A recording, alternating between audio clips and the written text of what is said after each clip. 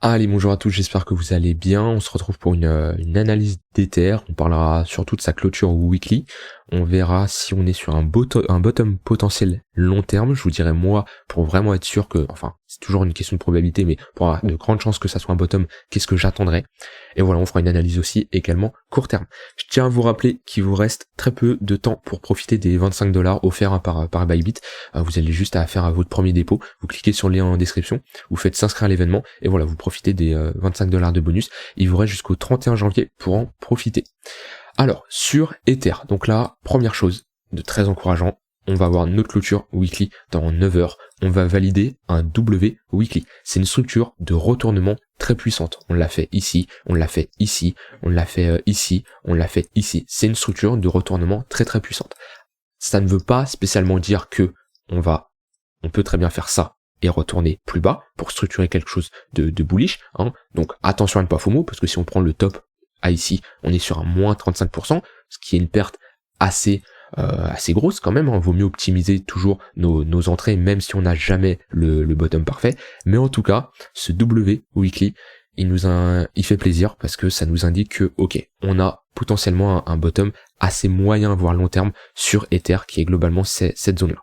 Maintenant, moi, pour vraiment valider et me dire que Ether ne retournera jamais sur cette zone de prix au niveau des 1000$, parce que on peut toujours sur ce W, voilà, revenir chercher la ligne de coup, aller légèrement plus bas, même si ça sera vraiment pas bullish, surtout si on s'affranchit des précédents creux.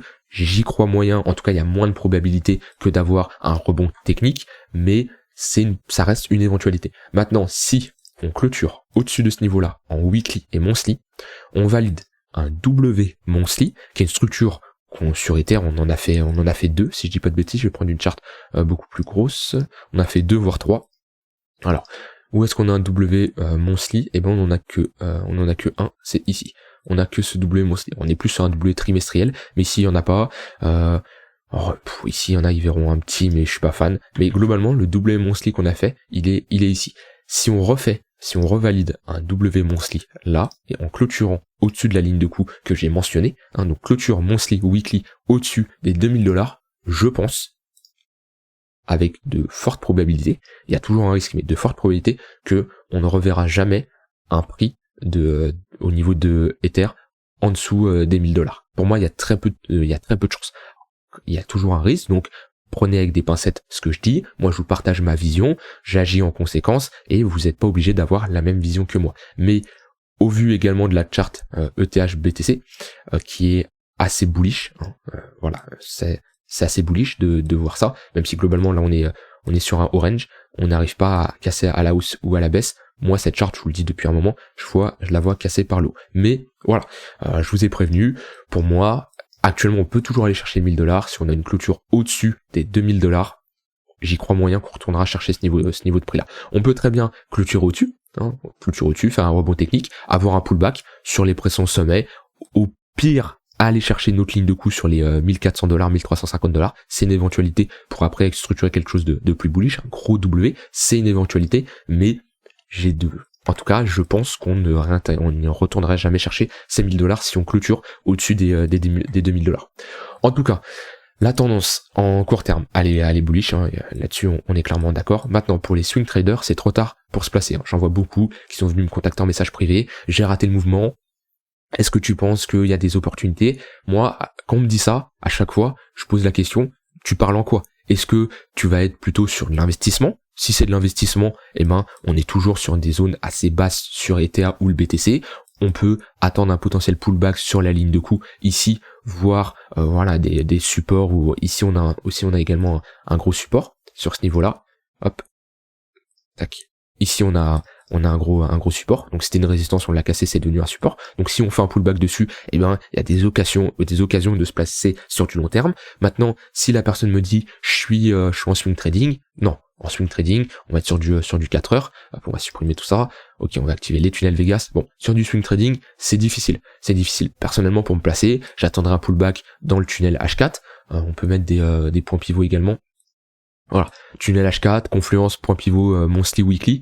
Ici, si on fait quelque chose comme ça, ici on retourne là, et on structure quelque chose de bullish, une divergence haussière, là on peut avoir un trade en swing trading, c'est une éventualité. Mais ici on n'investit pas, enfin on fait pas de swing trading sur une charte aussi verticale, c'est pas possible. Le signal il était là, le signal, j'en avais parlé, hein. Validation de W daily ici, tac, je me mets un daily, voilà. Le signal il était là. En plus, vous pouvez pas dire j'ai raté le signal. C'est-à-dire que même si la clôture vous semble haute, on fait un pullback sur la ligne de coup. Donc vous avez juste à placer votre ordre sur ce pullback de cette ligne de coup, et là vous avez une magnifique rentrée. Et pour voilà, après vous rentrez sur ce pullback là, tac. Stop loss pour les plus agressifs sous le deuxième creux du premier W. Pour les plus ceux qui veulent prendre moins de risques, en dessous le W et la structure complète, et après vous pouvez targeter voilà les 0,118 de Fibonacci, le high ici, bref, vous targetez ce que vous voulez. Mais là pour les swing traders c'est beaucoup trop tard. Maintenant peut-être que aussi tu peux être un day trader, c'est-à-dire tu vas plutôt te regarder la charte sur du 1 minute, sur du 1 heure 15 minutes, donc voilà, plutôt sur de l'intraday, donc tu vas rentrer en position sur la journée, et voilà, c'est une éventualité que tu peux faire. Enfin c'est une éventualité, je te conseille d'attendre un repli dans le tunnel 15 minutes, ou le tunnel 15 minutes, c'est lui qui a l'idée un peu la tendance depuis un long moment. Hop, on le voit, si j'arrive à agrandir la charte, merci TradingView, voilà, on le voit que on était en dessous, on le casse à la hausse, on commence à faire des pullbacks dedans, on le maintient bien, on le maintient très bien, et à chaque fois, on repart, on le maintient, hop. Et là, pour les day traders, il y a des opportunités.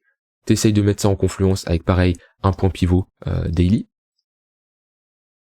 Malheureusement, on en a pas un dedans, on en avait un ici. Donc là, moi, personnellement, dans mon cas, si le prix serait venu ici, avec une magnifique divergence haussière, une structure, une confirmation au momentum, et voilà, j'aurais pu avoir une entrée.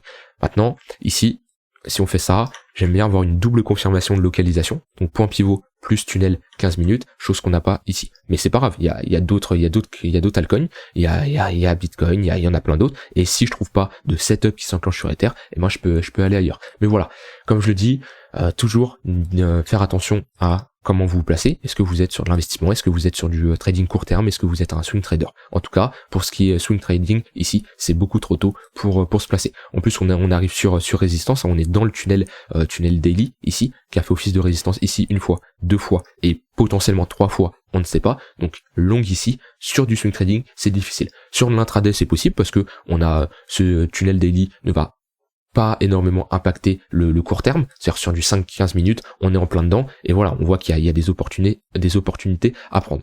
Maintenant, actuellement, on est dans un range. Sur ma vidéo d'hier sur BTC, je vous parlais que globalement, on va ranger, voire corriger, puisque on était dans une période où ça shortait le marché. Ici, tout le monde luttait contre le mouvement haussier, alors que c'est la pire chose à faire de lutter contre un mouvement quand le momentum est aussi puissant. Et là, on a un peu un switch de sentiment. On peut voir ça sur l'order flow. Hop, voilà. Par exemple, ici, qu'est-ce qu'on constate? On constate qu'on a un prix qui augmente dans toute cette phase, et on a un funding qui passe négatif.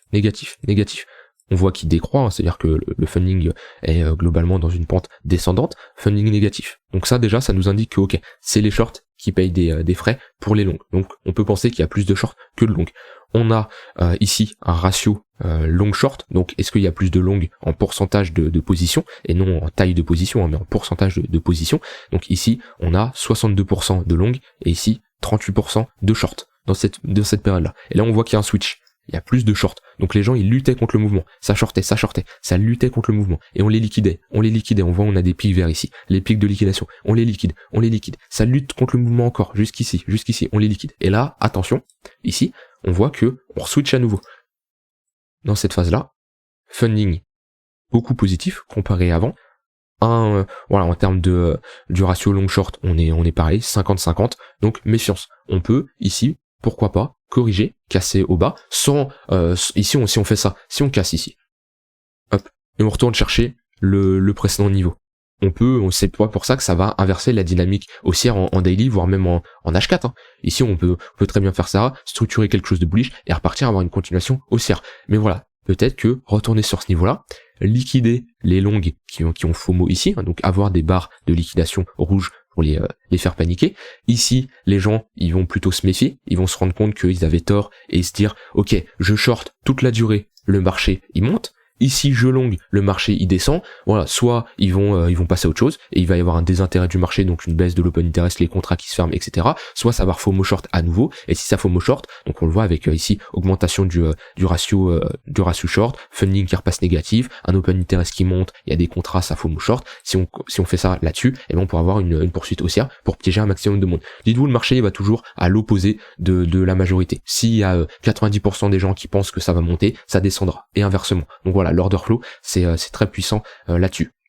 Donc, par contre, toujours avoir un scénario. C'est-à-dire ici, je vous ai dit, c'est il y a des probabilités qu'on corrige, qu'on retourne sur des niveaux plus bas, mais ayez un scénario au cas où on fait pas ça. Tout est une question de probabilité, c'est pas du sûr à 100%. Donc, si on fait ça, est-ce que vous savez quoi faire? Ça, c'est important. Donc peut-être que vous êtes un swing trader et du coup vous allez vous dire, bah je ne fais rien, puisque le marché est vertical, j'attends une correction plus profonde. Si vous êtes un day trader, ça va très peu vous impacter. Et pour un investisseur, bah demandez-vous si vous préférez acheter là que là, et si le marché fait ça, est-ce que vous êtes dans le train? Après il y a d'autres crypto-monnaies, il y a d'autres opportunités. Mais voilà, ayez toujours un plan en fonction de ce que fait le marché. S'il range, s'il corrige ou s'il monte. Ayez toujours une stratégie.